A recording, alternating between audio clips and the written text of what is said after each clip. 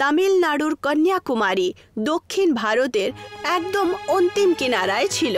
এর আগে বিশাল হিন্দু মহাসাগর আছে, যেটা এগিয়ে গিয়ে বরফে ঘেরা অ্যান্টার্কটিকা মহাসাগরে পৌঁছায়। এই কাহিনী কন্যাকুমারীর কাছে স্থিত পুটুসপুর নামের গ্রামে থাকা আব্দুলের। আব্দুল ছাগল পোষার কাজ করত। তার কাছে ছোট বড় সংখ্যায় প্রায় 20টা পাঠা ছিল। পরিচয় করার জন্য আব্দুল তাদের ওপরে সাদা পেইন্ট দিয়ে নাম্বার লিখে দিয়েছিল। বাবা, পাঠা নাম্বার 15-র পেইন্ট সরে যাচ্ছে। আমি স্কুল থেকে চক এনেছি, আমি কি তার উপরে নাম্বার লিখবো? হ্যাঁ সাকিনা মা, লিখে দাও। সাকিনা যখন পাঠার উপরে নাম্বার লিখতে যায় তখন আব্দুলের স্ত্রী হামিদা আব্দুলকে বলে, সাকিনার ফিস জমা করনি, আর গ্যাস ও মোবাইলের জন্য কাঁদছে। পাঠা নাম্বার 13 বড় হয়ে গেছে, তুমি ওটা বিক্রি করে দাও, টাকার প্রয়োজন আমাদের। ঠিক আছে, আমি আজকে বিকেলে মোহিত দাদার কাছে যাব। যখন কোনো পাঠা বড় হয়ে যায় তখন আব্দুল পাঠাটা কোনো মাটন শপের কাছে বিক্রি করে দেয়। এসো আব্দুল, এসো, আজকে কি মাল নিয়ে এসেছো? আজকের মালটা একদম তরতাজা রয়েছে, এর জন্য 15,000 কিন্তু আমাকে দিতেই হবে। এই ছাগলটার জন্য 15,000 তোমাকে আমি দিতে পারবো না। আর এরকম ছাগল 7-8 হাজারে বিক্রি হয়। তবুও তুমি চেনা জানা মানুষ, তাই তোমাকে আমি 10,000 দেবই দেব। এর থেকে বেশি দাম কিন্তু কেউ তোমাকে দেবে না। আব্দুল 10,000-এ পাঠা বিক্রি করে দেয়। ও পাঠার মিষ্টি আর টাকা নিয়ে বাড়িতে পৌঁছায়। কততে বিক্রি করলে গো? মোহিত দাদা 10,000 দিল আমায়। মোহিত তোমাকে কম দাম দেয়, তুমি কোনো অন্য দোকানদারের কাছে কেন যাচ্ছ না? মোহিত দাদা তো আমার চেনা জানা বন্ধু, তাই না? ও ভালো দামে দিয়েছে নিশ্চয়ই। 10,000-এ সাকিনার ফিস আর গ্যাসের মোবাইল দুটো কাজই হয়ে যাবে নাকি? 3,000 আমার কাছে আছে, 13,000-এ দুটো কাজই হয়ে যাবে। বাচ্চাদের এই মিষ্টিগুলো দিয়ে এসো। আব্দুল যখনই কোনো পাঠা বিক্রি করত তার আফসোসও হতো, কারণ সে পাঠাকে পালতে পালতে তার সাথে ভালোবাসা হয়ে যেত। কিন্তু বিক্রি করা আব্দুলের বাধ্যকতা। ঘোড়া যদি ঘাসের সাথে বন্ধুত্ব করে তাহলে খাবে কি? আব্দুলের বাড়ি অনেক পুরনো আর খারাপ ছিল। রাত্রিবেলা যখন সবাই ঘুমিয়ে পড়ল তখন খুব জোরে বৃষ্টির কারণে ছাদ থেকে একটা বড় টুকরো গয়াসের পায়ে পড়ে যায়। গয়াসের পায়ে অনেক চোট লাগে আর বাড়ির ছাদে একটা বড় হোল হয়। গয়াসের পায়ের চিকিৎসায় অনেক টাকা খরচ হয়ে যায়। আমি কবে থেকে বলছি বাড়িটা ঠিক করিয়ে নাও, এখন দেখো না কি হয়ে গেল। এখন চিকিৎসাতেও টাকা খরচ হয়ে যাচ্ছে, আর এই ছেদটাও বন্ধ করতে হবে। আরে আমার কাছে পয়সা আছে নাকি যে আমি এই বাড়িটাকে ঠিক করে নিতাম? আর এই পুরনো বাড়িতে পয়সা লাগানোটা তো বোকামি হবে, এটা যখন তখন পড়ে যেতে পারে। তুমি যে কোনো ভাবে টাকা নিয়ে এসো, কারণ তাড়াতাড়ি নতুন ঘরের ব্যবস্থা করতে হবে, নয়তো আমাদের ছাদও তো থাকবে না। এই ছাগলের ব্যবসা করে আমার খুব বেশি কিন্তু লাভ হচ্ছে না, বুঝলে? আমাকে অন্য কিছু করতে হবে। হ্যাঁ বাবা, স্কুলের বাচ্চারাও তো আমাদেরকে ছাগলের দাদা বোন বলে সবসময় রাগায়। তুমি অন্য কোনো কাজ করো না। আব্দুলের পেঠা পছন্দ ছিল। আব্দুল ভাবলো যে পেঠার মিষ্টি বিক্রি করব। আমি কন্যাকুমারীতে যাব আর ওখানে গিয়ে আমি পেঠা বিক্রি করব, বুঝেছো?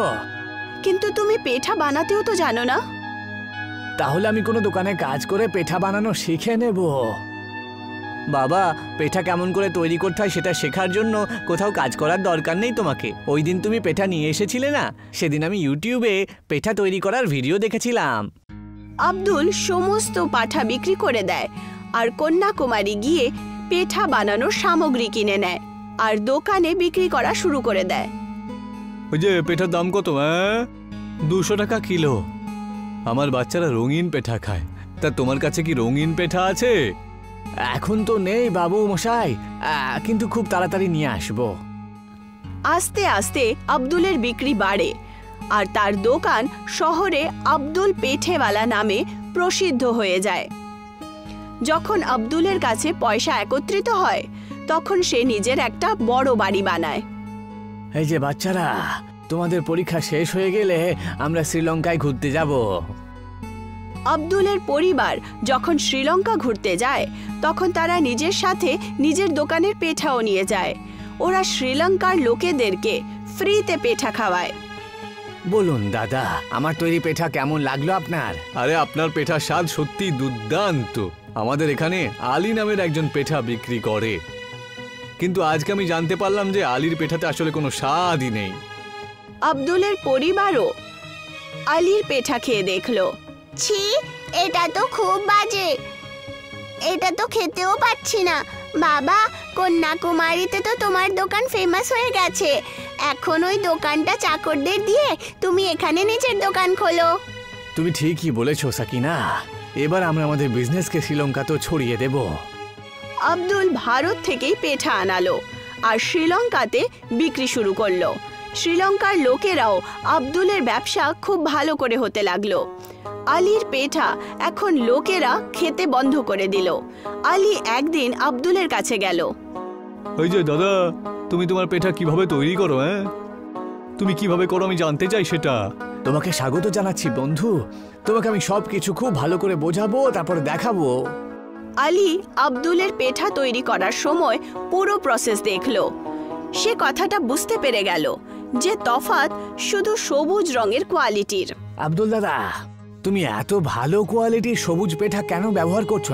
আরে লো কোয়ালিটির পেঠা ব্যবহার করো, তাহলে বেশি লাভ করতে পারবে, তুমি বুঝেছো? না, আমি এমনটা করতে পারবো না। আমি আমার গ্রাহকদেরকে খুব ভালো কোয়ালিটির মালই উপলব্ধ করাতে চাই। তুমিও তোমার পেঠার কোয়ালিটি পাল্টে নাও। দেখো, তুমি আর আমি দুজন মিলে যদি লো কোয়ালিটির পেঠার ব্যবহার করি, তাহলে কোয়ালিটির ব্যাপারে কেউ জানতেই পারবে না, আমাদের দুজনেরই লাভ হবে। তুমি যদি বলো, তাহলে আমি আমার একজনের সাথে কথা বলিয়ে দিতে পারি, সে তোমাকে সস্তা পেঠা তোমাকে দিয়ে দিতে পারবে। না দাদা না, আমার সেসব লাগবে না। এই লোকটা যদি এখানে থাকে না, তাহলে আমার ব্যবসা শেষ হয়ে যাবে একেবারে। আলী একটা মেয়েকে কিছু টাকা দিল আর তাকে আব্দুলের কাছে পাঠায়। আমার কাছে টাকা নেই, কিন্তু আমার মিষ্টি খাওয়ার খুব ইচ্ছে করছে, আপনি আমাকে পেঠা খাওয়াবেন কি? হ্যাঁ দিদি, আপনি যত পারেন খেতে পারেন, আল্লাহর দয়ায় আপনি খেলে পরে আমার মাল কম হবে না। আপনার আওয়াজ তো পেঠার মতো মিষ্টি, আপনি আমাকে দিদি বলবেন না। আমার নাম রসিলি, আপনি আমাকে এই নামেই ডাকুন না। আমি আপনার সাথে একা দেখা করতে চাই, আপনার কাছে টাইম আছে কি? আলীর প্ল্যান ছিল যে রসিলি আব্দুলকে ফাঁসিয়ে ফেলবে আর মিথ্যে আরোপ লাগিয়ে তাকে বদনাম করে জেলে পাঠিয়ে দেবে, কিন্তু আলীর প্ল্যান সফল হতে পারল না। আব্দুল রসিলির কথায় তাকে বুঝতে পেরে যায় আর শক্ত স্বরে বলে, আমি একজন বিবাহিত মানুষ, সেই জন্য আমি তোমার সাথে একা দেখা করতে পারবো না। ওখানে কোনো মেয়ের নাটক চলবে না, তুমি অন্য কিছু প্ল্যান করো। আলী নিজের চেনাশোনা একজন মন্ত্রীর কাছে পৌঁছে যায়। মন্ত্রী মশাই, একজন আব্দুল নামে ভারতীয় আমার নাকের ওপর উঠে পড়েছে একেবারে। আপনি আইনের কোনো প্যাঁচ দেখিয়ে যদি ওকে শ্রীলঙ্কায় পাঠাতে পারেন ভালো হয় আর কি। ভারত সরকারের সাথে আমাদের সম্পর্ক ভালো রাখা খুবই দরকার আমাদের। ভারত সরকার আমাদেরকে সবসময় সাহায্য করছে, এই সময় কোনো ভারতীয় ব্যবসায়ীকে কষ্ট দেওয়াটা একেবারেই ঠিক হবে না। তুমি তোমার নিজের মতন দেখে নাও কি করতে পারো। আলী রেগে যায় আর নিজের বাড়ি পৌঁছায়। কি হয়েছে? আজকাল তোমাকে এত অস্থির মনে হচ্ছে। আরে আমি চিন্তিত, তো তোমার কি বলো তো? তোমার তো শুধু গয়নার ভালো ভালো কাপড় দরকার হয়। গয়না আর ভালো কাপড় চাইলে খারাপ কি? কিন্তু তুমি চিন্তার কারণ তো বলো আমায়, হতে পারে আমি সমাধান দিতে পারবো। আলী বউকে সমস্যা বলল। আমার ভাই শাহরুখ অ্যান্টার্কটিকায় ঘুরতে যাচ্ছে, ওই লোকটাকে জাহাজে বসিয়ে অ্যান্টার্কটিকায় ছেড়ে দিয়ে এসো। ওখানে বরফ আর বরফ, ঠান্ডার চোটে ওখানেই মরে যাবে। আলীর শালা যেই দিন অ্যান্টার্কটিকায় যাচ্ছিল তার ঠিক একদিন আগে আলী কিছু মুখোশ পরা গুন্ডা দ্বারা আব্দুলকে তুলে নেয়। আব্দুলের হাত পা বেঁধে দেয় আর চোখে একটা পট্টি বেঁধে দেয় আর জাহাজে শুইয়ে দেয়। অনিলের শালা আব্দুলকে বরফের জোড়া অ্যান্টার্কটিকায় ছেড়ে দিয়ে আসে, যেখানে দূর দূর পর্যন্ত শুধু বরফ আর বরফই ছিল। কোনো রকম ভাবে আব্দুল নিজের চোখের পট্টিটা সরায়। এ আমি কোথায় চলে এলাম? এখানে তো খুব শীত করছে, আমার খুব খিদেও পেয়েছে আমার। এখানে তো খাবারের মতন কিছুই পাচ্ছি না আমি। তক্ষুনি আব্দুল নিজের পেছন থেকে কারোর চিৎকারের আওয়াজ শোনে। আব্দুলের পেছনে একটা সাদা রঙের ভালু দাঁড়িয়েছিল। ভাল্লুক আব্দুলের পেছনে পড়ে যায় আর আব্দুলকে এদিক ওদিক দৌড়তে হলো। হে আল্লাহ, এই বিপদ এখন কোত্থেকে এলো? আব্দুলকে ঠান্ডা নদীতে ঝাঁপ মারতে হলো। তক্ষুনি সাদা ভাল্লুক আব্দুলের পিছা ছাড়লো। এই ভাল্লুকটা কিছু তো নিশ্চয়ই খায়। আমি যদি ওর পিছু পিছু ধাওয়া করি তাহলে আমি খাবার খেতে পারবো। আব্দুল ভাল্লুকের পেছনে পেছনে গেল। ভাল্লুক একটা অন্য ভাল্লুকের কাছে গেল যে মাটিতে পড়েছিল। মাটিতে পড়ে থাকা ভাল্লুকের পেটে একটা ঘা ছিল যার মধ্যে থেকে রক্ত বইছিল। ওই ভাল্লুকটাকে সাহায্য করতে হবে আমাকে। আব্দুল একটু ভয় পেয়ে ঘায়েল ভাল্লুকের কাছে যায় আর নিজের কাপড়ের ব্যবহার করে ভাল্লুককে বেঁধে দেয়। এখন আব্দুলের কাছে পরার জন্য শরীরে শার্ট ছিল না। হে আল্লাহ, আমাকে সাহায্য করো। তক্ষুনি আব্দুলের সামনে একজন দেবী প্রকট হন। আমি বরফের দেবী আইসনো আর এখানকার প্রাণীদের দেখাশোনা করি। প্রত্যেক বছর এখানে শিকারে আসে আর ভাল্লুকদের শিকার করে। তুমি একটা ঘায়েল ভাল্লুকে সাহায্য করেছো। আমি তোমার উপর খুব প্রসন্ন, তাই আমি তোমাকে একটা উপহার দিতে চাই। দেবী আব্দুলকে একটা লাঠি দেয়। এই লাঠিটা বরফের সাথে স্পর্শ করো। বরফ সেই জিনিসে পরিবর্তিত হবে যেটার তোমার দরকার। আমি কন্যাকুমারী থেকে এসেছি। সবার প্রথমে আমি বরফের নৌকা তৈরি করে বাড়ি ফিরব, কিন্তু বাড়ি ফেরার পরে এই ছড়িটা নিয়ে কোনো কিছু করতে পারবো না আমি, তাই না? কারণ কন্যাকুমারীতে তো বরফ পড়েই না, তাই না? তুমি তার চিন্তা করো না। আমি প্রত্যেক অমাবস্যার রাত্রি 12টার সময় তোমাকে এখান থেকে একটা বড় বরফের টুকরো পাঠাবো। আব্দুল নিজের মনে নৌকোর কথা ভাবতেই একটা বড় বরফের টুকরো দিয়ে লাঠিটা স্পর্শ করে। বরফের টুকরো নৌকোয় পরিবর্তিত হয়। আব্দুল নৌকোয় যাত্রা করতে করতে কন্যাকুমারী পৌঁছায়। বাবা, তুমি কোথায় চলে গিয়েছিলে? আমরা তোমাকে অনেকবার ফোন করেছি। বাবা, কেউ আমাকে আন্টার্কটিকাতে পৌঁছে দিয়েছিল, কিন্তু এখন সব ঠিক আছে। তোমার সাকিনাকে আর তোমার মায়ের যা যা দরকার পড়বে সেটা তুমি আমাকে একটা কাগজে লিখে দিও। অমাবস্যা রাত্রিতে আব্দুল সমুদ্রের কিনারায় দাঁড়িয়ে পড়ে। ও দেখতে পায় যে একটা বড় বরফের টুকরো ভাসতে ভাসতে তার দিকেই চলে আসছে। আব্দুল সেই বরফের অনেকগুলো টুকরো করে দেয় আর সে বরফ দিয়েই পেঠা বানিয়ে দেয়। সেই পেঠায় সেরকমই টেস্ট ছিল যেটা তার হাতে তৈরি পেঠাতে ছিল। বরফের ভারী টুকরো দিয়ে সে নিজের জন্য একটা কারও বানালো। কিছুদিন পর আব্দুল শ্রীলঙ্কা গেল। এইবার সে নিজের দোকানে একটা দামি কারে পৌঁছায়। আলী তাকে দেখে আশ্চর্য হয়। শাহরুখ, তুমি আব্দুলকে আন্টার্কটিকাতে ছেড়ে আসোনি? হ্যাঁ, আমি তো ওখানে ছেড়েই এসেছিলাম। তাহলে ও ফিরে এলো কি করে? আরে আমি কি করে জানবো? আমি জাহাজে সমুদ্র পার করে এখানে এলো কি করে জানবো? আব্দুলের কাছে এখন পেঠার কোনো কমি ছিল না। সে বরফ দিয়ে যতটা খুশি ততটা পেঠা বানাতো আর তাতে কোনো খরচাও হতো না। এই যে আব্দুল ভাই, কেমন আছো? আরে খুব ভালো আছি আলী, তুমি বলো? আমিও ঠিকই আছি। তোমার পেঠার কোয়ালিটি তো খুব ভালো হয়ে গেছে। হ্যাঁ, এরকম সুস্বাদু পিঠে কোথাও পাওয়া যায় না। একদম বরফের পেঠা জানো। তুমি ঠিকই চিনেছো। আমি এই পেঠা তো বরফ দিয়েই তৈরি করছি। পেঠা বরফ দিয়ে তৈরি করছো, তার মানেটা কি? হ্যাঁ, আব্দুল আলীকে বরফ আর জাদুই লাঠির ব্যাপারে বলে। তাহলে আব্দুল ভাই, ওই ছড়িটা কয়েকদিনের জন্য আমাকেও দিয়ে দাও না। আমিও বরফ দিয়ে পেঠা তৈরি করে নেব। ওই ছড়ি আমি তোমাকে দিতে পারবো না, কারণ তুমি যদি এটাকে হারিয়ে দাও তাহলে আমার অনেক ক্ষতি হয়ে যাবে। তুমি একটা কাজ করো, তুমি অমাবস্যার রাত্রে কন্যাকুমারীতে চলে এসো। আমি বরফ দিয়ে পেঠা তৈরি করে নেব আর কম দামে তোমাকে বিক্রি করে দেব, যাতে তোমারও ভালো করে সংসারটা চলে যায়। আমি এই আন্টার্কটিকাতে মরার জন্য পাঠিয়ে দিলাম, আর এই তো বরদান নিয়ে ফিরে এসেছে দেখছি। আর আমার উপরই দয়া করছে। এখন আমি আন্টার্কটিকাতে গিয়ে ওই দেবীর কাছ থেকে জাদুই ছড়িটা নিয়ে আসব। আলী নিজের শালা শাহরুখের সাথে অ্যান্টার্কটিকা পৌঁছায়। শাহরুখ, তুমি তীর মেরে একটা ভাল্লুককে ঘায়েল করে দিও।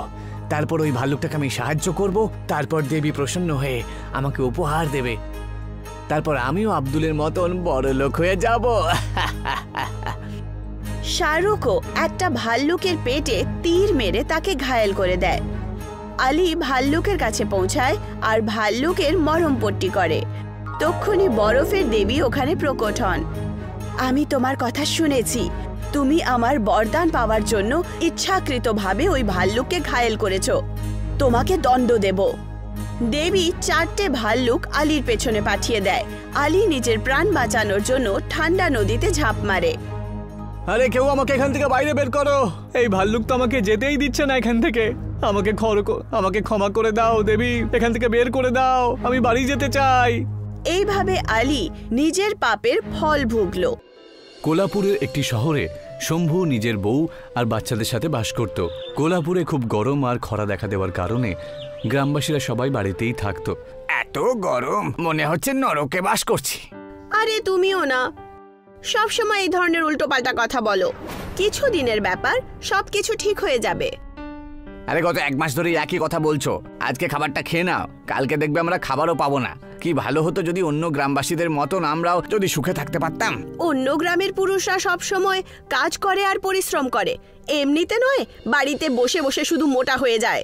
তুমি সব সময় আমাকে খোঁটা দিয়েই খুশি থাকো, কি জ্বালা। আরে একটু প্রশংসা করলে কি হবে বলো তো? প্রশংসা করার জন্য কোনো কাজও করো তুমি? শম্ভু নিজের স্ত্রীর সাথে ঝগড়া করে মাথা গরম করে বাড়ি থেকে বাইরে চলে আসে। চলো সংবাদ বাবু, এখানে কি করছো? তুমি তো খুবই ঢিলে, সব সময় গ্রামে সবকিছু হওয়ার পরেই আসো। আরে কি হয়েছে সেটা আগে বলো তো, বেশি ফ্যাচ ফ্যাচ করো না। ওখানে দেখো, শেরু শহর থেকে বরফ নিয়ে এসেছে আর গ্রামের লোকেদেরকে ফ্রিতে খাওয়াচ্ছে। যাও যাও, একটু বরফ খাও আর নিজের বউকে গিয়েও দিও। কমপক্ষে তোমার বরফ দিয়ে ও খুশি তো হবে, কারণ অন্য কিছু তো তুমি দেবেই না। শম্ভু এই খবর শোনার পরই শেরুর কাছে দৌড়ে দৌড়ে যায় আর ওকে জিজ্ঞাসা করে, এই যে শেরু দাদা, তুমি এত ভালো ভালো বরফ কোত্থেকে আনলে গো? বেশ ভালো লাগছে দেখে যে তুমি গ্রামের লোকেদেরকে সাহায্য করছো। এই বেশি তেল লাগিও না তো, আর বরফ নিয়ে যাও, আমি তোমার কাছ থেকে টাকা পয়সা নেব না। না না, আমাকে শুধু একটা কথা বলো, এই বরফ তুমি কোত্থেকে আনছো বলো। আরে আমি তোমাকে আবার বলছি তো, আম খাও, আটি কেন গুনছো? ওই সময় তো শম্ভু চুপচাপ বরফ নিয়ে বাড়ি চলে যায়। তারপরে নিজের স্ত্রীর সাথে জলের মধ্যে ওই বরফ মিশিয়ে খেতে শুরু করে দেয়। শেরু কত ভালো আর সরল সোজা, লোকেদেরকে বরফ দিয়ে ওদের তেষ্টা মেটাচ্ছে, নয়তো এই গরমে আমাদের কি অবস্থা হতো জানি না। একটু আগে তো তুমি বলছিলে যে কয়েকদিনের মধ্যেই গরম শেষ হয়ে যাবে। তোমার মনও না একদম বরফের মতনই এদিক ওদিক গলে গলে চলে যায়। পরের দিন শম্ভু শেরুর পিছু নিতে শুরু করে দেয় আর তার সাথেই বরফের সেই জায়গায় চলে যায়।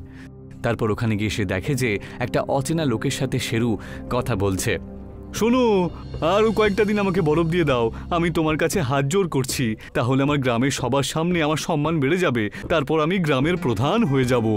হ্যাঁ হ্যাঁ, ঠিক আছে, কিন্তু এটাই তোমাকে শেষবারের মতন দিচ্ছি। এরপর থেকে আর আমি তোমাকে কোনো বরফ টরফ কিচ্ছু দেব না। হ্যাঁ, যাও এখান থেকে নিয়ে চুপচাপ সব চলে যাও। দিন রাত শুধু আজে বাজে ভাঁট বকে। সে যা ইচ্ছে তুমি বলো, এইবার আমাকে একটু বেশি করে দিয়ে দিও ব্যাস। শেরু আর ওই বরফওয়ালার কথাগুলো শম্ভু খুব ভালোভাবেই বুঝতে পেরে যায়। শেরুর ব্যাপারে সবকিছু জানতে পেরে গিয়েছিল। শেরু যেই ওখান থেকে চলে যায়, তখন শম্ভু ওখানে গিয়ে ওই বরফওয়ালাকে বলে যে, আচ্ছা আমি কি বলছি, আমার কথা শুনছেন না কেন? আরে আগে তুমি কিছু বললে তবেই তো আমি শুনবো নাকি? ফালতু ফালতু মাথা খেও না তো আমার, এমনিতেই আমি সমস্যার মধ্যে রয়েছি। আচ্ছা শেরু তোমার কাছ থেকে যে ফ্রিতে মালগুলো নিয়ে যায়, তুমি কি ওগুলো পয়সা দিয়ে আমাকে বিক্রি করবে? যদি তুমি ভালো পয়সা দাও তাহলে অবশ্যই আমি তোমাকে বিক্রি করব, কিন্তু একটা শর্ত রয়েছে, তুমি শেরু আর অন্য কাউকেই বরফ বিক্রি করতে পারবে না। আরে এটা বলার কি আছে? হ্যাঁ, ওরা তো এমনি ফ্রিতে নিয়ে যেত, এখন তুমি টাকা দিচ্ছ, তাহলে আমি তোমাকেই দেব। পরের দিন থেকেই ওই বরফওয়ালা শেরুকে ফ্রিতে বরফ দেওয়া বন্ধ করে দেয় আর শম্ভুকে টাকা পয়সা নিয়ে বরফ বিক্রি করে। শম্ভু সেই বরফওয়ালার কাছ থেকে বরফ নিয়ে বিক্রি করার ব্যবস্থা করে। এসো এসো, বরফ কিনে না, খুব ঠান্ডা ঠান্ডা ভালো ভালো বরফ রয়েছে আমার কাছে, তাড়াতাড়ি চলে এসো, বরফ শেষ হয়ে যাবে, এসো। আরে বাহ সংবাদ বাবু, এই হলো তো কথা, গ্রামে বরফ বিক্রি করছো? আমরা তো শেরুর থেকে ফ্রিতেই নেব। আরে শেরু টেরু আর কেউ আসবে না, বুঝেছো? তোমার লাগলে তুমি নিয়ে নাও, আর আমি ফ্রিতে দেবো না, পুরো 50 টাকা লাগবে এক বাক্স বরফের দাম, বুঝেছো? শম্ভু তখন থেকেই নিজের মন মতন বরফ বিক্রি করতে থাকে। শেরুর হাতে এখন আর কিছুই বেঁচে ছিল না। শেরু ওকে বরফ বিক্রি করতে দেখে আর বলে, বাহ বন্ধু বাহ, তুই কি না শেষে আমার পিঠের পেছনে ছুরি ভুঁকে দিয়ে এত বড় চক্রান্ত করলি? আরে আমি তো শুধু সুযোগের সদ্ব্যবহার করেছি। তুই যা গিয়ে প্রধান হওয়ার ব্যবস্থা কর, যা। আচ্ছা, তাহলে তুই এই কথাটাও জেনে গেছিস দেখছি। শেরু সেই সময় কিছুই করতে পারে না, কিন্তু শম্ভুর মনে লোভ জমে গিয়েছিল। শম্ভু গ্রামে গ্রামে গিয়ে বরফ বিক্রি করতে শুরু করে দেয়। গ্রামবাসীরা গরমে আর লোভে পড়ে বাধ্য হয়ে শম্ভুর কাছ থেকে টাকা দিয়ে বরফ কিনতে শুরু করে। এখন আমার আরো বেশি বেশি বরফ লাগবে, আমি তোমাকে বেশি টাকা দেওয়ার জন্য রেডি আছি, বুঝেছো? আরে এটা কি বরফের কারখানা নাকি, হ্যাঁ, যে আমি তোমাকে অনেক বেশি বরফ দেব? আমার কাছে এইটুকুই পাবে, যদি নিতে পারো তাহলে নাও, না হলে নিও না। তোমার থেকে ভালো তো ও শেরু ছিল, প্রধান হওয়ার জন্য কাকুতি মিনতি করতো সেটা ঠিকই, কিন্তু ওর মনটা খুব পরিষ্কার ছিল। শম্ভু বেশি টাকার লোভে বরফের মধ্যে নোংরা জল মিশিয়ে দিত, যাতে বরফ বেশি বড় হয়ে থাকে। পুকুর থেকে জল নিয়ে এসে ওই বরফওয়ালাকে দিয়ে দিত, যাতে বরফ বেড়ে যায় আর সে বেশি পয়সা রোজগার করতে পারে। তুমি এতগুলো বরফ কোত্থেকে আনছো? কাল গ্রামের কিছু লোক ওই বরফের জল খেয়ে অসুস্থ হয়ে পড়েছে। আমার তো খুবই ভয় করছে। বেশি লোভের কারণে তুমি কোনো ভুলভাল কাজ না করছো? আরে গ্রামের লোকেরা দুর্বল, তাতে আমি কি করতে পারি বলো তো? আমি শুধু একজন বরফের ব্যবসায়ী। ব্যাস, তুমি কোনো খারাপ কাজ করো না যেন। কিন্তু শম্ভু কারুর কোনো কথা শোনে না। পুকুর থেকে জল নিয়ে এসে বরফ জমা করে আর সেটা গ্রামের লোকেদের বিক্রি করে, আর সেই কারণে গ্রামের অর্ধেক লোক অসুস্থ হয়ে পড়ে। সবার শরীর খারাপ হয় আর অন্যান্য অসুখ হয়। আর এই সব বসে বসে যমরাজ আর চিত্রগুপ্ত দেখছিল। আজকাল দেখছি কোলাপুরে একটু বেশি বরফ নিয়ে অবিচার হচ্ছে মহারাজ। শম্ভুর আর কতদিন আয়ু আছে একটু খোঁজ নাও তো। এখনো তোর জীবনের প্রায় 40 বছর বেঁচে রয়েছে মহারাজ। আয়ুর বিরুদ্ধে তো আমরা যেতে পারবো না। গতবারের মতন পৃথিবীতে আমাদের আবার যেতে হবে আর ওকে শাস্তি দিতে হবে। তাহলে চলুন আমরাও গিয়ে একটু বরফের ব্যবসা করে আসি, কি বলেন আপনি? তাহলে যেমন লোহাই লোহাকে গলিয়ে দেয়, তেমনি বরফও বরফকে গলিয়ে দেবে। তুমি এবার শুধু আমার খেলা দেখো আর একজন ব্যবসায়ী রূপ ধারণ করে নাও। যমরাজ আর চিত্রগুপ্ত কোলাপুর গ্রামে একজন বড় ব্যবসায়ী রূপ ধারণ করে এসে চলে আসে। আমাদের কি করতে হবে মহারাজ? আমরা এখানে একটা বড় বরফের পাহাড় বানাবো। তুমি দেখো, লোভে পড়ে অবশ্যই শম্ভু ওখানে যাবে। যমরাজ নিজের দিব্য শক্তির সাহায্যে একটা বড় বরফের পাহাড় তৈরি করে।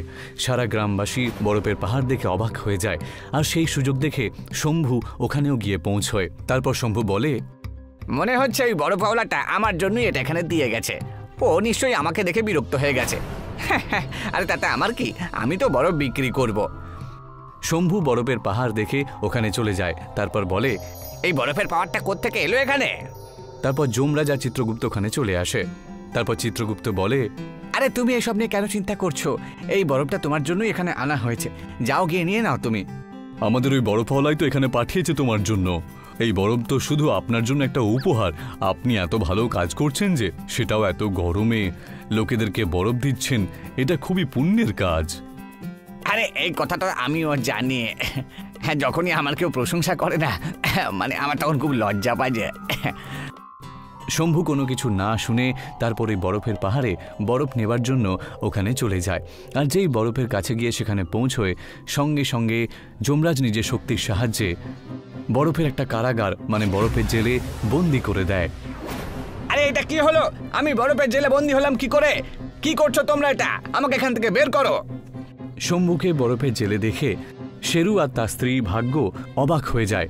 তখন শেরু বলে, আরে তোমরা কারা আর আমাদের গ্রামবাসীদের বিরক্ত করছো কেন? ছেড়ে দাও আমার বরকে। ঠান্ডার চোটে দেখো কিভাবে কাঁপছে। বেশি ঠান্ডা হলে অসুস্থ হয়ে পড়বে।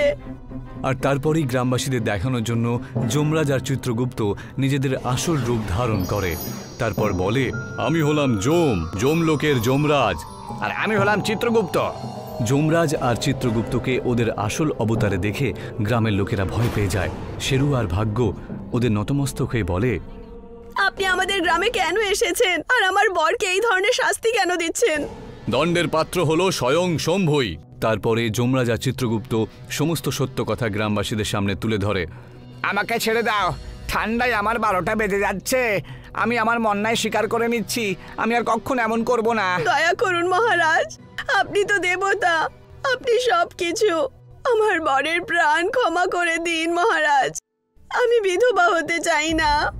যমরাজ গ্রামবাসী আর ভাগ্যের কথা শুনে ওই বরফের জেলটাকে ধূলিসাৎ করে দেয়। তারপর বলে, আমি তোমাদের প্রাণ হরণ করতে আসিনি, আমি তোমাকে শিক্ষা দিতে এসেছিলাম, কিন্তু তোমাকে দণ্ড না দিয়ে আমি এখান থেকে যাব না।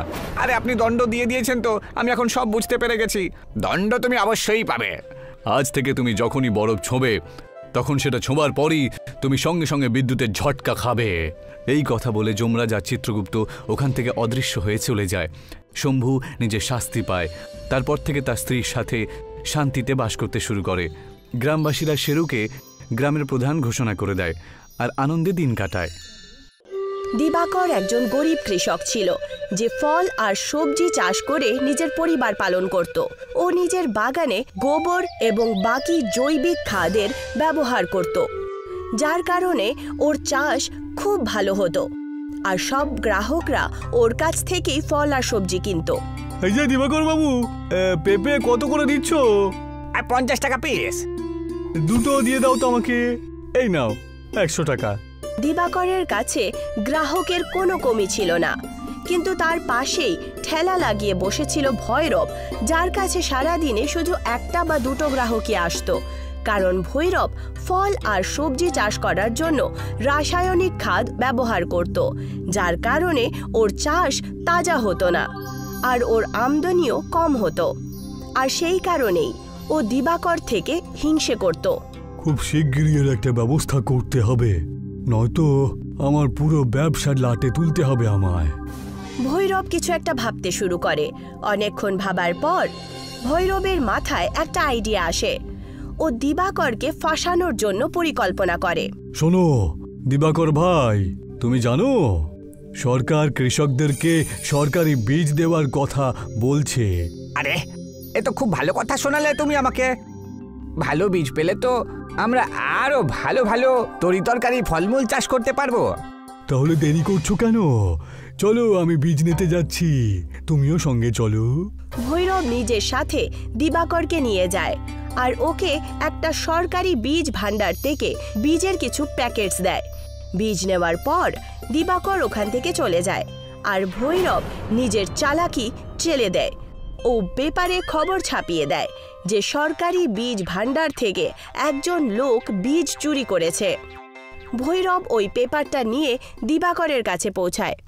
দেখো দিবাকর ভাই, কেউ নাকি সরকারি বীজ ভান্ডারের ভেতর থেকে বীজ চুরি করেছে, আর তোমার কাছেও বীজের কয়েকটা প্যাকেট রয়েছে, সেই জন্য পুলিশ কিন্তু তোমায় ধরতে পারে। কিন্তু এই বীজের প্যাকেটগুলো তো তুমি আমাকে দিয়েছ।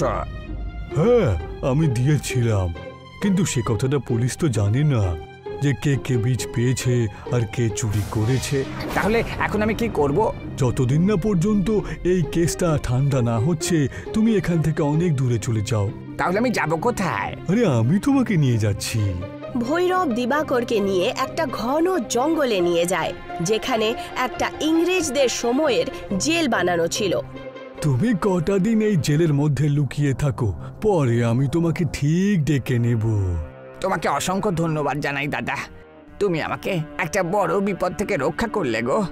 ভৈরব ওখান থেকে চলে যায় আর দিবাকর জেলের ভেতরে একটা কাল কোঠরিতে লুকিয়ে থাকতে শুরু করে। যাক ভালো হলো বেটা, দিবাকরকে এখান থেকে তাড়াতে পেরেছি আমি। এবার গ্রামবাসীদের কাছে তরি তরকারি আর ফল কেনা ছাড়া আর কোনো উপায় থাকবে না। আর ভৈরব খুব বেশি দামে ফল আর সবজি বিক্রি করতে লাগে। এই যে দাদা, আলু কত কিলো? 100 টাকা কিলো। কিন্তু এই যে অনেক দাম বলছো। আমি তো এই দামে বিক্রি করি, যদি নিতে না চাও তাহলে যাও গে শহর থেকে কিনে আনো। গ্রাহকদেরকে কোনো উপায় না থেকে ভৈরবের কাছে সবজি কিনতে হতো। দিবাকরের না হওয়ার ভৈরব পুরোপুরিভাবে লাভ ওঠাতে শুরু করে। তার মাঝখানেই কিছু চোর শহরের একটা বড় জুয়েলারি শপ থেকে সোনা চুরি করে শহর থেকে দূরে জঙ্গলের দিকে আসে। জঙ্গলে হাঁটতে হাঁটতে ওরা ওই পুরনো জেল দেখতে পায়। সব লোকেরা এসে ওই জেলের কাছে পৌঁছায়। এই সোনাগুলোকে কি করে লুকাবো? আরে একটা নতুন রাস্তা খুঁজে বের করতেই হবে। যদি পুলিশ ধরতে পারে তাহলে আমাদের জেলের ঘানি টানতে হবে যে। আচ্ছা আমরা বরং এই সোনাগুলোকে গলিয়ে দিয়ে ইট তৈরি করে এই জেলের বাইরে রেখে দিই, তাহলে পুলিশ কোনোদিনও কোনো প্রমাণ পাবে না। হ্যাঁ, এটা তো খুবই ভালো কথা বলেছো। এমনিতে তুমি চোর হলেও তোমার বুদ্ধি দেখছি একদম পুলিশের লোকেদের থেকেও বেশি। সমস্ত চোরেরা শহর থেকে চুরি করে আনা সোনাকে আগুনে রেখে গলাতে শুরু করে আর তা দিয়ে ইট বানাতে শুরু করে। ওই সোনা দিয়ে বানানো ইটগুলোকে জেলের বাইরের দেয়ালে লাগিয়ে দেয়, যার কারণে পুরো জেল সোনার হয়ে ওঠে আর চমকাতে শুরু করে। এতক্ষণ একটা কাজের কাজ করেছো, দেখো আমরা এই ইংরেজদের জেলকে একদম সোনার জেল করে দিলাম।